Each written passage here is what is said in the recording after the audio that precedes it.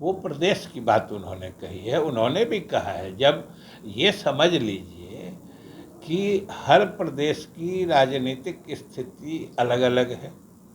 किसी प्रदेश में कांग्रेस और तृणमूल कांग्रेस का आपस में राइवलरी है, कहीं पर अब जैसे दिल्ली में है केजरीवाल जी का कांग्रेस का है। इसी तरीके से हर प्रदेश में अलग अलग जो पार्टियां हैं उनका एक दूसरे से संवेदनशीलता है, और यही तो विपक्षी एकता की बैठक में विमर्श होना है। जो इस तरह की स्थिति में हम लोग कैसे एकजुट होके भाजपा का सामना कर सकते हैं, इसी की खोज और इसी का हल ढूंढने का तो ये प्रयास है। और स्वाभाविक रूप से इसमें अलग अलग पार्टियां हैं जो एक दूसरे के विरुद्ध चुनाव भी लड़ती रही हैं, एक दूसरे के आमने सामने रहे हैं।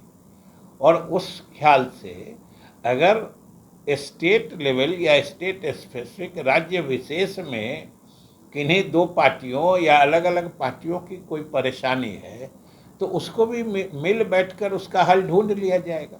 नहीं, वो तो सारे घोषित है और सभी आ रहे हैं, सभी लोग आ रहे हैं और सब लोग बैठ के विमर्श करेंगे कि किस तरीके से व्यवहारिक रूप से एकजुटता से हम लोग भाजपा का मुकाबला करेंगे। क्योंकि आज विपक्षी नेतागण की बात तो छोड़ दीजिए, लगभग सारा देश मान चुका है कि अगर विपक्षी एकजुट हो गए तो भाजपा के फिर से सत्ता में आना मुमकिन नहीं है, ये सारा देश मान चुका है।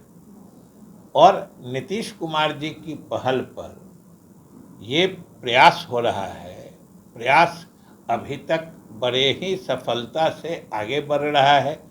और 23 तारीख को जब देश के सभी विपक्षी नेतागण आपस में विमर्श के लिए बैठेंगे तो हम लोग तो आशान्वित हैं कि ज़रूर कोई न कोई सकारात्मक नतीजा निकलेगा और सब लोग एक साथ मिल के लड़ेंगे। और जब मिल के लड़ेंगे तो भाजपा की वापसी संभव नहीं है। लालू जी को तो आना ही है। लालू जी की तो पार्टी ही मतलब एक तरह से आयोजक मंडली के सदस्य हैं ना। मुख्य रूप से तो जदयू मुख्यमंत्री के नेतृत्व में और राजद उप मुख्यमंत्री तेजस्वी जी के नेतृत्व में ही ना इसका आयोजन हो रहा है। वो तो आयोजक के ही अंग हैं। अजीत डोभाल जी का जो कल भाषण उन्होंने दिया है नेताजी मेमोरियल लेक्चर में, वो बहुत ही आपत्तिजनक कि उन्होंने दो तरह से बातें कही हैं। एक तो नेताजी अकेले ऐसे व्यक्ति थे जो गांधी को चुनौती देते थे, पहली बात। और दूसरी बात कि अगर नेताजी जिंदा होते तो इस देश का विभाजन नहीं होता।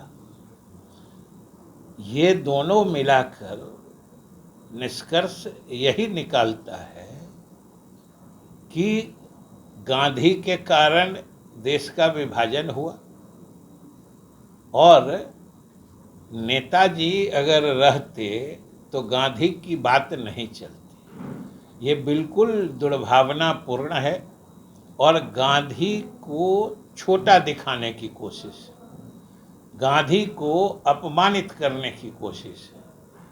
जबकि सारा देश जानता है कि स्वतंत्रता संग्राम के अलग अलग चरणों पर चाहे जितने बड़े नेता थे, नेहरू थे, सरदार पटेल थे, नेताजी थे और भी थे, साउथ इंडिया के भी नेता थे, अनेक मुद्दों पर गांधी जी से विचार इनके अलग होते थे, आपस में विमर्श होता था, लेकिन सभी को गांधी के नेतृत्व और उनकी कार्यशैली में अटूट आस्था थी और गांधी की बात मानते थे। और इन सबों ने मिलकर, नेहरू, पटेल, नेताजी, अबुल कलाम आज़ाद, सारे लोगों ने मिलकर गांधी के नेतृत्व में, गांधी के ही बताए रास्ते पर चलकर इस देश की आज़ादी को हासिल किया।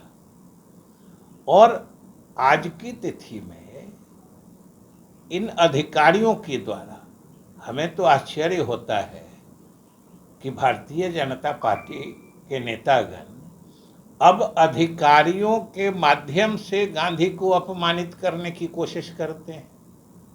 समझ लीजिए, ये राष्ट्रीय सुरक्षा सलाहकार हैं और वो कह रहे हैं इस तरह की बात कि नेताजी गांधी को चुनौती देते और वो अगर जिंदा रहते तो देश का विभाजन नहीं होता। गांधी को सीधे तौर पर इस तरीके से अपमानित करना ये बिल्कुल ही दुर्भाग्यपूर्ण है। वैसे सारा देश समझ रहा है कि भाजपा का ये एक तरह से हिडन एजेंडा है कि धीरे धीरे गांधी की स्मृति भारतीय जनमानस से खारिज करा दी जाए, क्योंकि उनके सोच से गांधी ही थे जिन्होंने भारत को हिंदू राष्ट्र नहीं बनने दिया। इसलिए गांधी को एक खलनायक के रूप में पेश करने की लगातार कोशिश हो रही है। अब और तो और ये अधिकारीगण जो भारतीय जनता पार्टी के विशेष सलाहकार, विशेष विश्वास पात्र माने जा रहे हैं, ये ऐसी बात कर रहे हैं। अधिकारियों की ये हिम्मत हो रही है कि गांधी के विचारों को नीचा दिखाए, गांधी के नेतृत्व को छोटा करने की कोशिश।